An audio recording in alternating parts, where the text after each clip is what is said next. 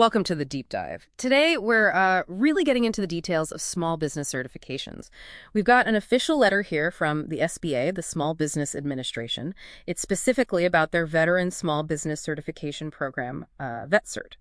Our mission today: pull out the key stuff from this document, what the certification is, what it does for a business, and importantly, what responsibilities come along with it.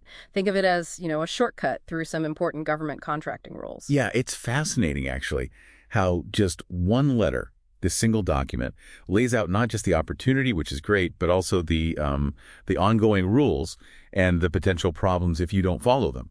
The specific letter we're looking at is dated August 21, 2023, and it's confirming a certification for a company, Jorge J. Gonzalez, as a service-disabled, veteran-owned small business, an SDVOSB. Okay, so for a business like that one, Jorge J. Gonzalez says, what does getting this SDVOSB certification, what does it actually do for them? What doors does it open? Well, the big thing this certification does, through VetCert, is it confirms they're eligible to compete for what are called set-aside contracting opportunities. Basically, the government reserves some contracts only for businesses with this status.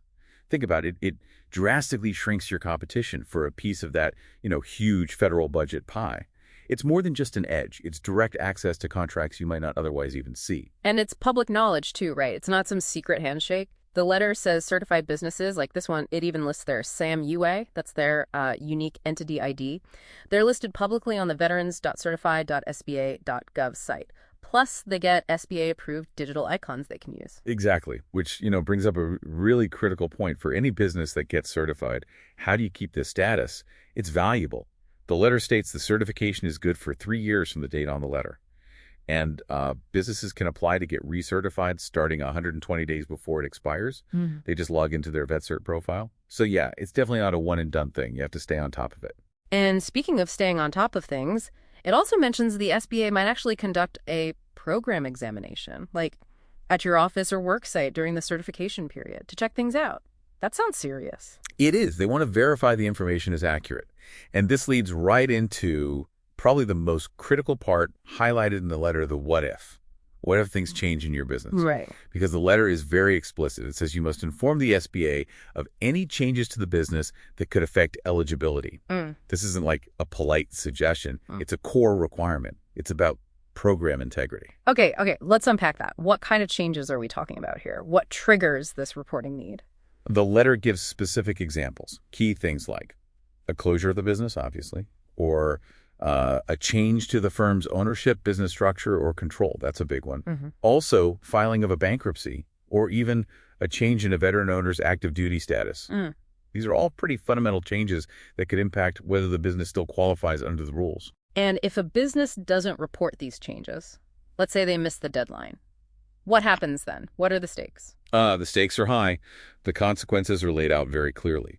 Failure to report changes within 30 days could result in, civil and criminal penalties.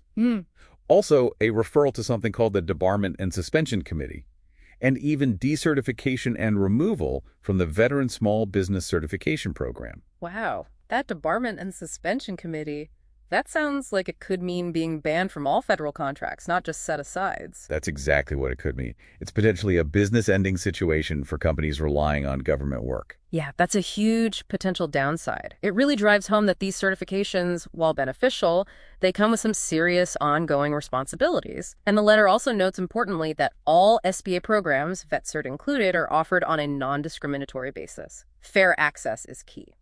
So wrapping this up, what's the main takeaway for you, the listener, whether you're a veteran entrepreneur yourself or just interested in how this works? I think the biggest takeaway from this deep dive is that certification isn't just a badge you get. It's really an ongoing commitment.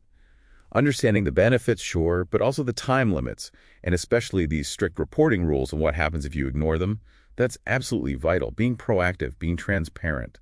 It's not just about avoiding penalties. It helps build trust with the SBA. Makes you look like a reliable partner. It's definitely a powerful reminder. The advantages, like SDVOSB status, are incredible, but that fine print about keeping everything up to date is just as critical. And for anyone wanting more details, the SBA can be reached at 202-205-8800, or you can check out sba.gov. It really raises an interesting question, doesn't it? In today's world, with regulations seeming to pop up everywhere, how much does really understanding these details up front, how much does that actually protect a business and maybe even help it move forward faster? Something to think about.